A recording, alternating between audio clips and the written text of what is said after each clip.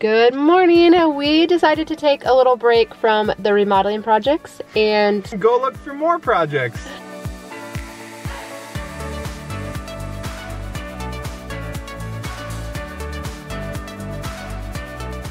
Do you ever just in the winter need to just like get out of your house and it's like, oh my goodness, we've been just, I mean, Tom's been working like crazy to get this remodeling stuff done. It was like, we just need a little road trip and to just think about summer.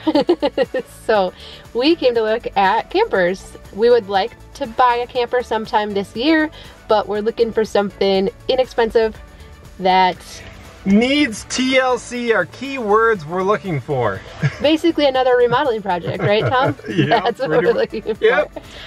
But you know how it goes. You've seen the YouTube videos of people, you know, redoing campers and how cool you can make them look. But we do think it'd be fun just to, you know, be able to hit the road this summer too. And we also have some big trips planned this summer, like across the country. So we've looked at what it would cost to rent for that allocated time and what it would cost, in our opinion, to buy something. Right. And it would just about pay for itself. I mean, not quite. Well, that might be a little bit of a stretch, but it would, if we could find one in our price range, it would be worth it to purchase it and now over the winter and get it fixed up so that we're ready to come visit you this summer. Come visit you. Right.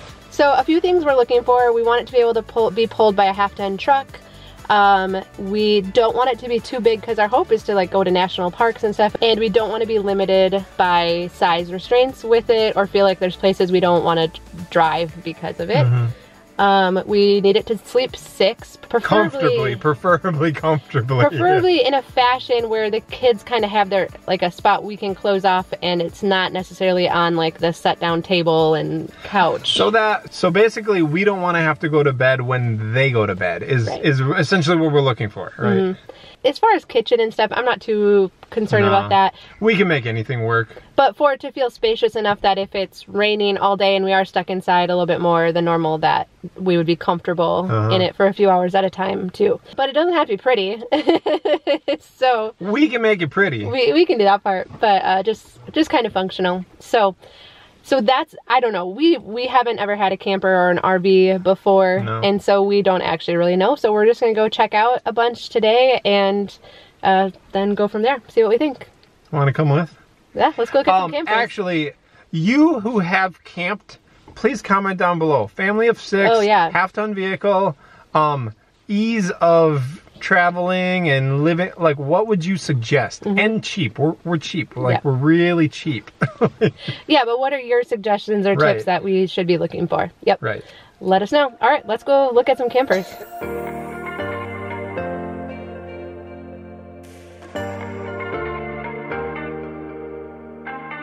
So it probably didn't surprise us that right when we walked into the showroom, there was a brand new camper, right? A brand new hybrid, which was what we went there looking for.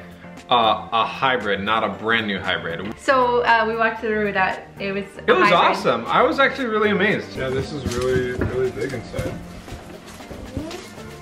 Yeah, wow.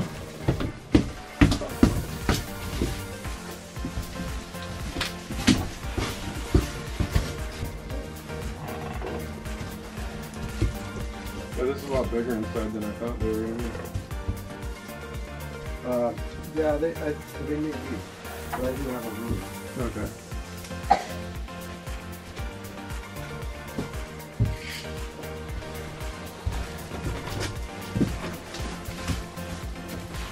Well, this is nicer than the curtains in the older ones. Yeah. Well, this is a queen. That is a queen? Okay, I thought that the fold-outs were queens. They aren't always the same size though. Oh, they aren't? Okay. This one here, mate. I think that one might be a little smaller. This one's about the same size. Do you like it? Same size. Well, do you want to explain what a hybrid camper is? I'm not a pro at this. No. So, a hybrid camper, to my understanding, is where it's a hard shell camper, like a travel trailer, but it has not just slide outs, but it has fold outs, like a flip out, kind of like a pop-up camper. So I've seen them where they have just 1 to 3 different pop-outs, which are beds. And that is what turns it into a hybrid camper, because you get a smaller package, but then it turns bigger. Yeah. So that's what we were looking for, was a hybrid style camper, because we want to be able to pull it with a half-ton vehicle. So we want it lightweight. We don't want to have to buy a heavy-duty truck. And they're shorter. Yes, they're shorter. That's the other thing. So you can get like a 20-foot hybrid and then flip both sides out, and you're really like 28 feet long when you're out, maybe longer. Yeah. But you're just pulling a shorter rig. Yeah. Rig. Isn't that such a funny term? So we went there specifically for a hybrid that had two sides that, so that's the next one we walked through.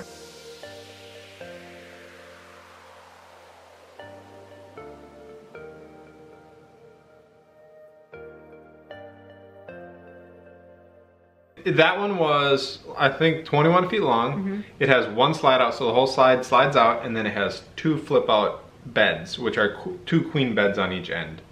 That was kind of a nice camper. It was nice. There was a lot of things that we really liked about it. The beds were plenty spacious. They looked nice.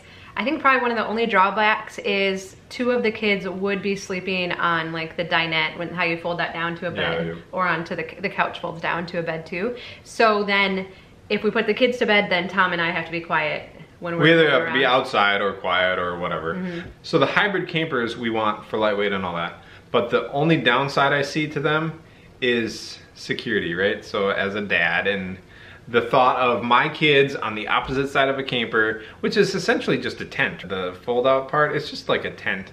So I think, okay, well, is it secure? They're on the other side. The other thing is noise. Like, I'm assuming that they're gonna hear everything through that tent side. Going on outside. Yeah, are they gonna sleep well? Is it gonna rain? You did read that when it's raining, it can yeah, be it's like there. You're in a tent. So I was like, well, that's not ideal.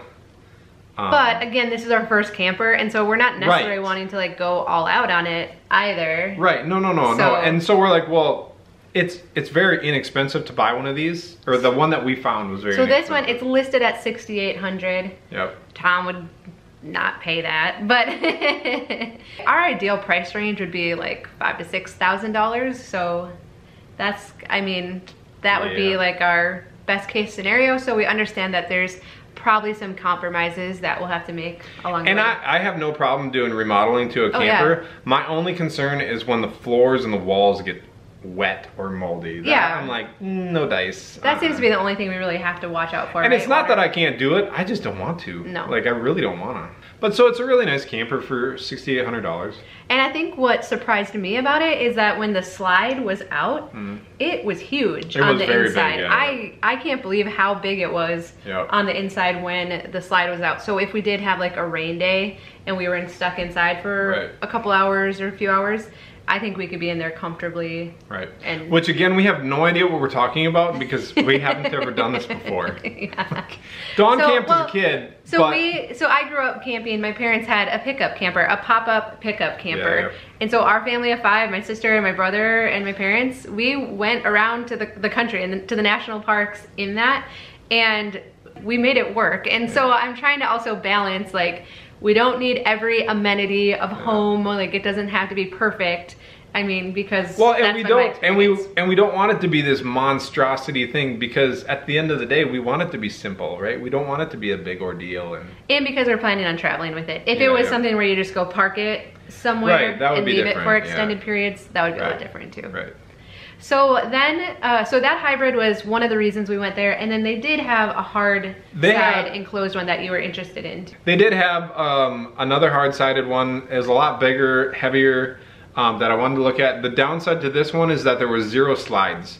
So the configuration was okay, but the biggest downside to it was there was no slides, so it was pretty cramped, which again, like, it's relative. Yeah, but it was interesting after being in ones with slides, then to go to one that doesn't slide out. It was like, oh, this is so tight. Like, how could we make this work? 200 square feet.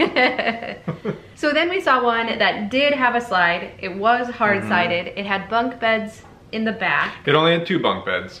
Yeah, bunk beds in the back. But we could potentially, while our kids are still little, put more kids. Yeah, and we kind of jockeyed around some ideas on how to reconfigure the layout. To make it more bunk beds back there. Yeah, right.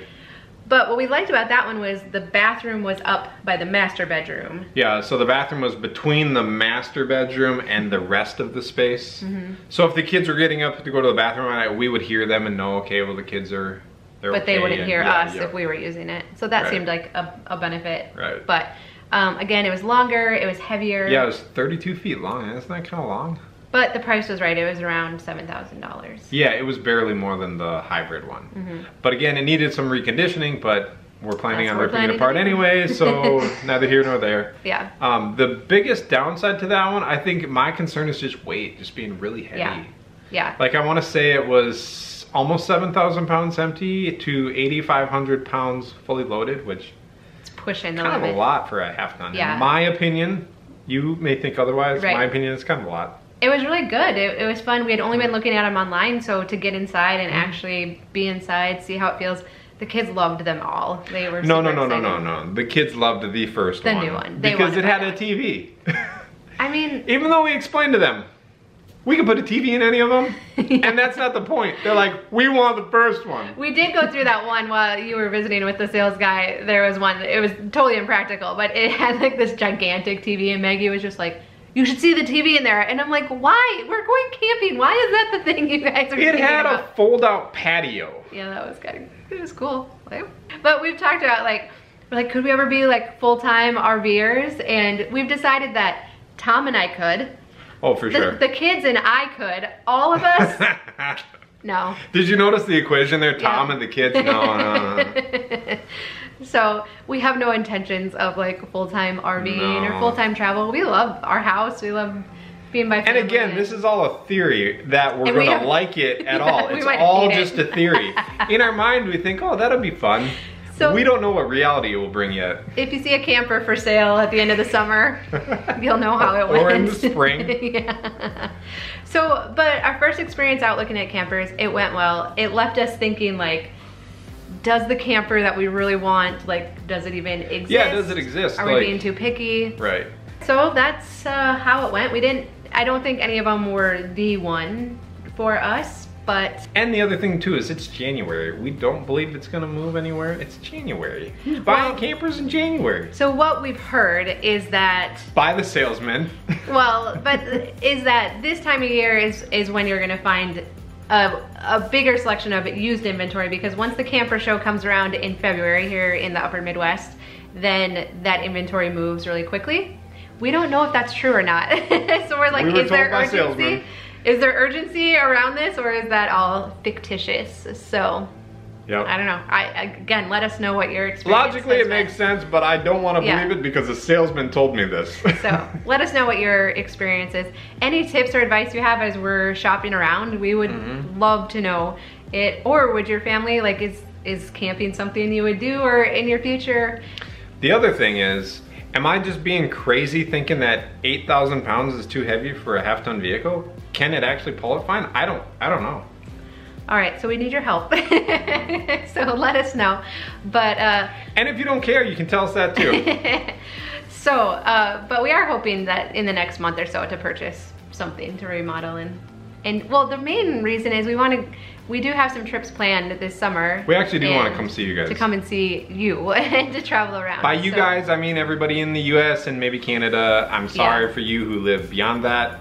We that would would be still awesome. like to see you too. It's just a little bit longer term. Yeah, no, that's not as quick of a. So yeah, it's fun. The kids are at the right ages, so we would like to get out and do some traveling this year. So, all right. Well, Tom actually needs to get back to work now on the upstairs. So next weekend we'll have a renovation update. It's coming along really well, which has been fun. So yeah, it's been fun. Yeah. So we'll have that kind of update for you next weekend. As always, we'd love to know what you're up to. A thumbs up is always appreciated, and we'll visit with you again soon. Bye-bye.